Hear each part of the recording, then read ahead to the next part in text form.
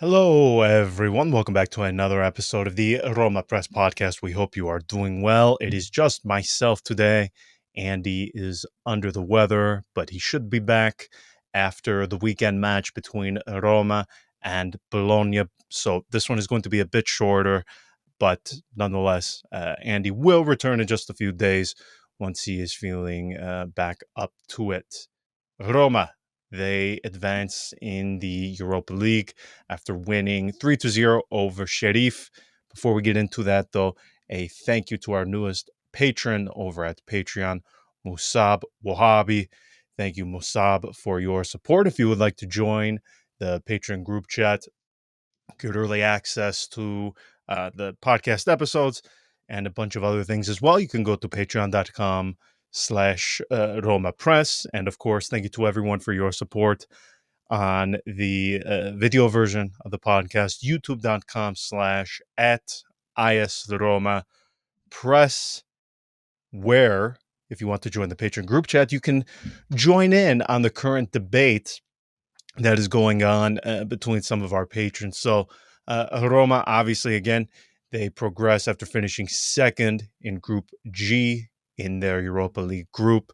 They finished behind Slavia Praha, and because of that, and this is something I have discussed a number of times, they are going to have two more matches added to their already packed calendar. This is a team that and I'm sure many of you believe has been pushed to its limits. It has been stretched to about as far as it can go without breaking, so to speak.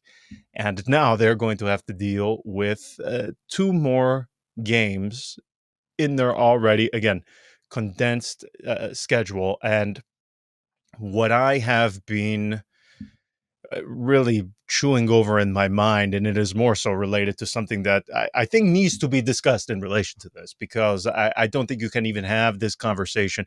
To me, it doesn't seem intellectually honest to have this conversation with at least factoring this into the discussion. So with this overhaul that UEFA has done in recent years to sort of counteract what was done in regards to the Super League, one of the things they did was award an extra Champions League place to the two UEFA member countries who finish first and second from the previous season in the coefficient rankings. Now, Andy and myself, we have spoken about the coefficients on here ad nauseum, and it can get a bit complicated and difficult to understand.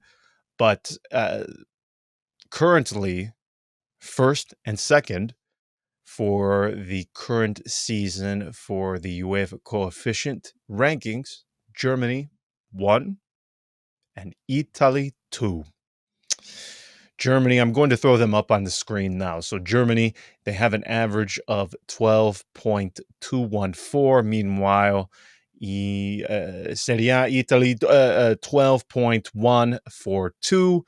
And then following them, there is Spain, England, Belgium. And actually, after this final round of European play, France actually fell behind to Belgium. So I mean, if we want to talk about the big five, you always seem to see Ligue 1 get thrown into that discussion, but they are actually behind the Belgian league now. But nonetheless, we have Serie A potentially being awarded a fifth Champions League place for assuming they finish again first or second in the country UEFA coefficient rankings. As long as they finish first or second, they will be awarded a fifth Champions League place, which in my opinion, I think it changes the entire complexion of how you view the table, how you view the approach that Roma and other clubs should take for the remainder of the season. And I know it can be a bit silly to base the entire second half of your season simply by way of potentially, because it's not even a guarantee, because Serie A, the clubs of Serie A have done well thus far in European play. Every single one of them remains in European play, 7 for 7. Meanwhile, I'm trying to think of just some of the other clubs that really for Spain, England that have dropped out. But um, we are potentially looking at again this discussion of top four potentially being not even a factor. It's not top five. And again, it would be silly to base the entire second half all your. It would be silly to base how you think Roma should approach the entire second half of the season simply by hoping that Serie A finishes among the top one or two in the UEFA club, the country coefficient rankings. But, and this is where I add the major caveat to the discussion. I, again, I'm sure many of you hold this identical opinion. I think right now, this Roma does not have the means, does not have the depth to be able to play multiple matches per week. We're going to have the Coppa Italia beginning shortly next month. And then in early February, when the playoff round begins, which, by the way, the teams that Roma could potentially face, we are not looking at teams that are a walk in the park. This is going to be the furthest thing from a guarantee that Roma progress. Now, we all know the path that Roma took last season, where they played a host of very, very strong teams on their path to the final. But we all know that they eventually, or I'm sorry, before getting to the final, they had to play in that playoff round, and they obviously did well in that. But this is with the absolute number one clear objective for the season being returning to Champions League. And this is one of the first things I said in my post, my immediate reaction podcast that I do for the patrons. The first thing I said was, roll the dice, take the Europa League, you crumple it up, toss it into the bin. Toss it into the bin. Now, I know Roma's not going to do that. I know Jose Mourinho is not going to do that. I know Thiago Pinto is not going to do that. I am admitting right from the beginning, I am aware that they are not going to do that. They are not going to do that. My opinion, though, doesn't have to fall into line of what they are going to do or even agree with theirs. I think, and I would be curious to hear what many of you have to say about this as well, because this is something that, again, this is in our Patreon group chats right now. This is one of the big debates going back and forth between what should they do if fifth place is going to be good enough instead of fourth.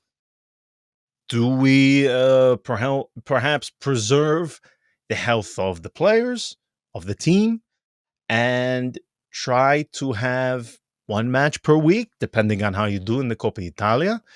They do face Cremonese next month, but as we saw last season, that is the furthest thing from a guarantee when it comes to Roma. Nonetheless, my overriding opinion was you have to roll the dice because you have to return to Champions League next season. There is no excuse. There is no alibi. There is no alternative. There is no sort of fallback objective that you can hang your hat on or your hopes on in your mind that would make it, at least in my opinion, that would give this season a positive outlook. Now, again, I don't think Roma are going to win the Europa League. Maybe you feel differently. We saw what happened last season. Again, they make it all the way to a final. They make it to a penalty shootout, and they are just barely just steps away from hoisting the trophy and having not only won the Europa League, but breaking the drought of non-participation in the Champions League. I understand if many of you are hoping or believe firmly that Jose Mourinho, Roma, they can do it again and they should go for it. My opinion is, based on what we have seen this season, what have we seen? We've seen a Renato Sanchez who for all intents and purposes, instead of having his face on the official website of Roma, I would feel as if it should belong on the side of a milk carton as a guy who is missing. We saw him today play against Sheriff, and I think he lasted 60 minutes. I cannot. I don't even know if it has happened yet this season. Has he played 90 minutes at all for Roma since joining? I don't think he has. Of course, with Andy being out as well, our data and statistics staff is out. But I will circle back to that. But I think I am correct in that, because the 60 minutes, this is the most minutes he has played since the victory against Empoli. But nonetheless, he has been essentially a non-factor. Chris Smalling, I am trying to think of a vegetarian or a tofu joke to put in here as to why it has taken him over 3 months at this point to return from a knee injury that seems to be never ending. I asked to his agency and one of their attorneys as to what the situation was, if they were willing to make a comment, and they politely declined. And it really does seem like, because if you ask Roma what the situation is, they won't give you much of an answer as to the clarity. The last I asked to them 2 weeks ago was, we are still evaluating the options. So they don't know when he is going to return, and he can't. Chris Smalling can't be counted on for the time being. For the next 1 to 2 months, you can't count on this guy. And by the way, when he returns, is he going to be the Chris Smalling of last season? I think it would be foolish to rely upon that. And we're going to lose Emendika for AFCON in the coming weeks. So this is a Roma absolutely depleted of its resources, that has, again, been stretched to its absolute limits. It seems like poor Brian Cristante is never going to miss a single match for the remainder of the season. Today, you had you had Salik playing in the back three. You had Karsdorp having to play. You had now Romelu Lukaku is not going to face Bologna this weekend due to suspension. He played today. We had Belotti not only play but get on the score sheet. I would imagine it is he and Stefan El Shaarawy starting up top against Bologna. So you have had a team have to use guys in positions that is not theirs. You have had to rely upon players that perhaps Jose Mourinho in the preseason would not have wanted to count on them. This is a team that, in my opinion, barely, one match per week, even forget multiple in the same week. I mean, having less than a full week of preparation seems to be a very tall order for this team at the moment. And that's not even mentioning Paulo Dybala. I mean, I don't even know what to say about this guy. I love Paulo Dybala, as I'm sure most of you do, but not being able to have him or to count on him every single weekend is extremely frustrating for a number of factors. Obviously, he's one of the best players on the team. There is also the factor as to what Roma paid the guy. It is very frustrating. So I'm very anxious to see what happens in this approach they take, because again, they are not going to draw.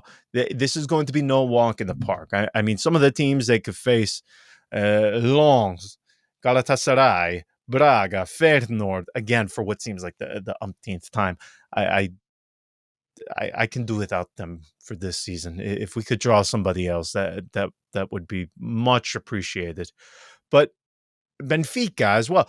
This is not going to be, again, much like it was last season. There is no guarantee here in the playoff. There is no guarantee. And given, if we want to pull it up right now, and I'll show it on the screen for everybody, the Serie A table at the moment. Okay, the margin for error here is not extremely high. Not extremely high. If we look at places 4 through 10, we are looking at Roma 4th, Lazio 10th in the table. A gap of 4 points. 4 points. 4 to 10, 4-point gap. There is not a very large margin for error here. And mind you, this is the situation of now, of the 15th of December. This entire thing could be completely different in 1 week, 2 weeks. Again, I'm not going to regurgitate again for the 20th time in the last week as to the remaining calendar of Roma for December. Brutal, absolutely brutal. You have so this weekend, Bologna. Essentially for the next month, it is a death march for Roma. And you're going to go in because that difficult stretch that we spoke of for the last month, that difficult stretch, it essentially carries you into February, which is when that playoff round is. I just do not think if we are looking with the path at the if the finish line is Champions League football for Roma, and there are different paths we can take. For me, the most clear and obvious one with the least amount of risk is binning the Europa League. Now, again, I know Roma is not going to do that. Jose Mourinho is not going to do that. But if we look, I would love to know what the percentages are. I haven't checked out any of the bookmaking sites. I would be curious to see just how Roma's chances for top four, maybe even fifth position, what they are currently, and then what they are for Europa League. I can't imagine that they have better odds for Europa League, winning the Europa League, than they would for finishing top four or top five in Serie A. But maybe that is not the case. I'm trying to look it up now. But for me, I I look at this team and I see what they have had to go through thus far this season. Jose Mourinho was asked in the post-match on Sky Sport, and it was funny to watch because his reaction, it doesn't do it justice when you just read it on the website. But for any of you who, if you have a subscription to Italian television, you will know what I am speaking of. But when they asked Jose Mourinho on the post-match after the victory against Sheriff, what do you think of this team if they were to have everyone available at its disposal? How strong is this Roma? And the look on his face, it was almost as if you could see in his eyes the hope, but then also the pain of knowing, is that ever going to happen? Has that happened? I mean, think about it. Just sit here for a moment and correct me if I am wrong, but I think the only time this season where there has been the availability of Romelu Lukaku, Chris Smalling, best defender, Paulo Dybala, most creative outlet in terms of quality, undoubtedly the best. Lorenzo Pellegrini, correct me if I am wrong, but it was the match where Roma lost at home to Milan, which was when Romelu Lukaku was presented. He played for 20 minutes. 20 minutes. I think that was it. That was it. Just think, half of a season of Romelu Lukaku, Paulo Dybala, Lorenzo Pellegrini, and Chris Smalling. Inarguably, and I don't know, whoever you want to put as the fifth in terms of just quality, in terms of your best players, you have not had your 4 or 5 best players of the team play a full match together once this season. Not once. Not once. And I agree with Jose Mourinho, by the way. If Roma had all of its players available, let's just assume, because this is AS Roma, we all know, and we have spoken ad nauseum on this podcast as to what the injury situation is. there's no reason to go into the deep, dark history of what that looks like. But if Roma had everybody available, healthy, if we are working under that assumption, I think I said that in one of the first episodes of the season. On paper, Roma is undoubtedly, in my opinion, a top three side in Serie A, behind behind Inter, Juve. I think they are better than Milan.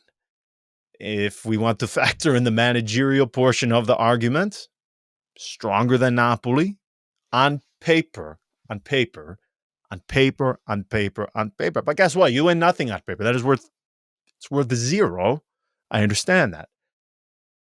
So given this, given that we can admit that Roma have not had their best players available, their best 4 to 5 players available at any point this season, we can agree that to even be top 4 right now, I won't say Roma have been lucky, because when I look at the table in Serie A, and even if you have just casually watched some of the other teams in Serie A in the hunt for Champions League positions, I don't know if this is sort of a race in terms of best of the worst, or if this is teams that are legitimately strong, all fighting for a Champions League place. Because, as I mentioned after the match against Fiorentina, this Fiorentina does not impress me at all. Even Lazio, I feel that the same way of them. Napoli, the same.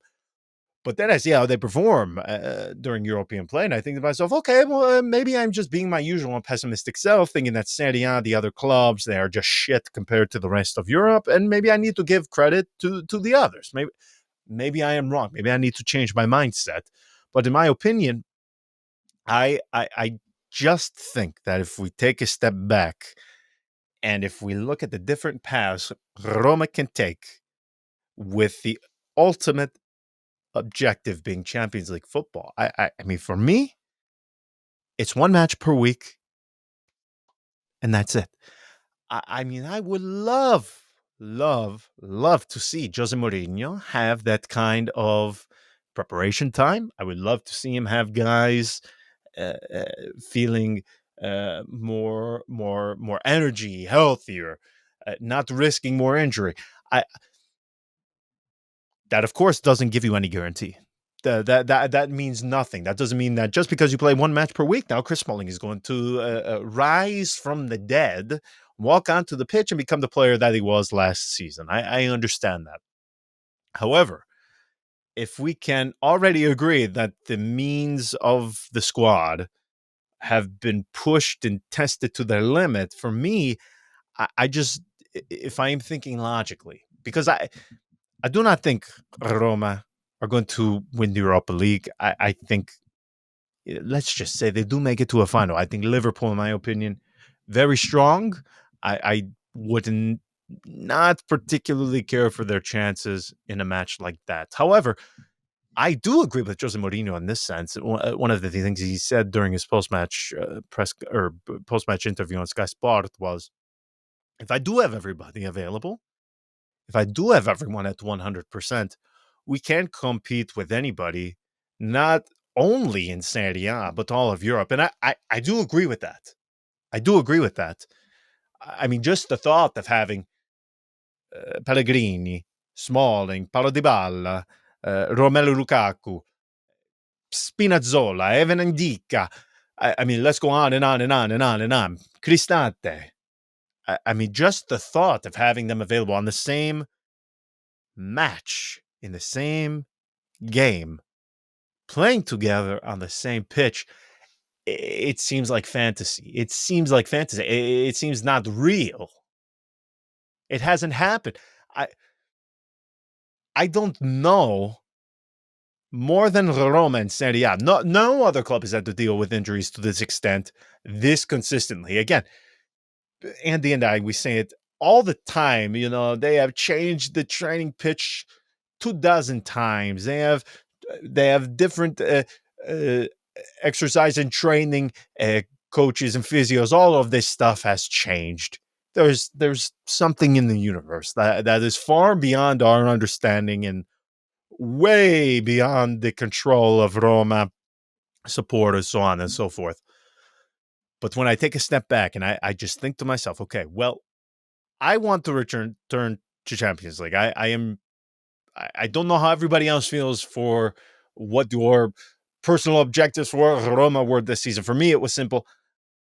Champions League, it basta, nothing else. I don't care about Coppa Italia. If you get, if you make it to a final, great. I am focused on one thing, and I think most would agree that top four, top four, top four, top four, top four. That's it. I only care about, or in this case, top five. Returning to Champions League. That's it. I am slowly wanting them to just toss Europa League into the bin. Now, there's also the risk in doing that. The thing that potentially adds to you another Champions League place in Serie A. By bidding Europa League, you are basically it's self-sabotaging yourself in the way, because the reason that they are that they are near the top of the UEFA country member coefficient rankings.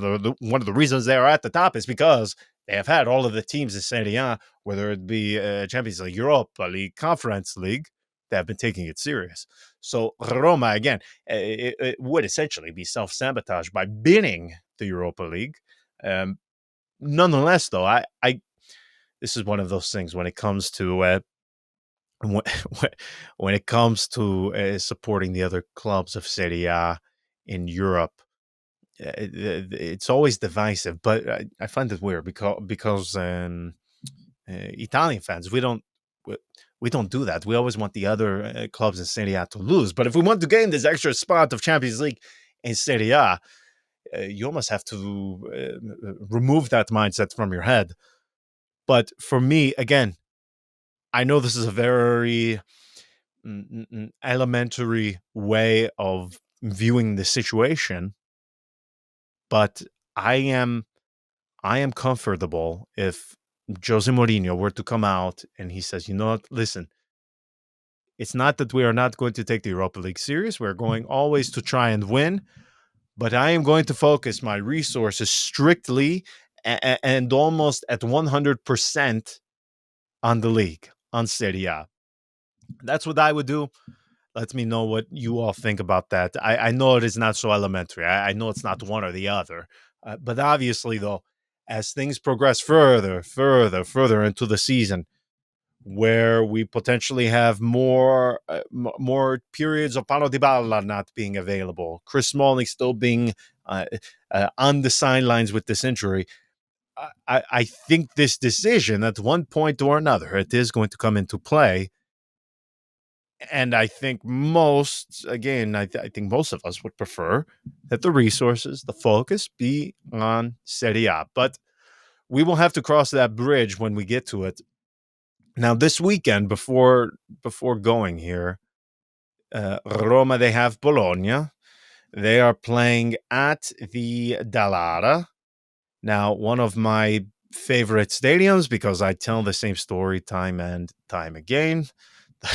The last time I was there, the plumbing in the restrooms was, we shall just say, out of order and not functioning properly, which isn't a surprise when you have a stadium at that age. So if any of you are going, just again, forewarning that when you go there, that is one thing you have to keep an eye on.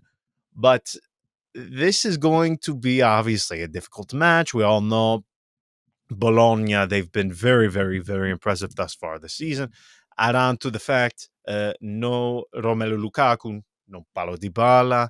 So you are going to have to do this with Belotti and I think El Shaarawy in attack. Now, in my opinion, that's still enough quality, at least in attack, to do something. What happens in this one, though, I don't know. I don't know, simply because if you want to talk about just inconsistency, and I said the same thing about Fiorentina last weekend.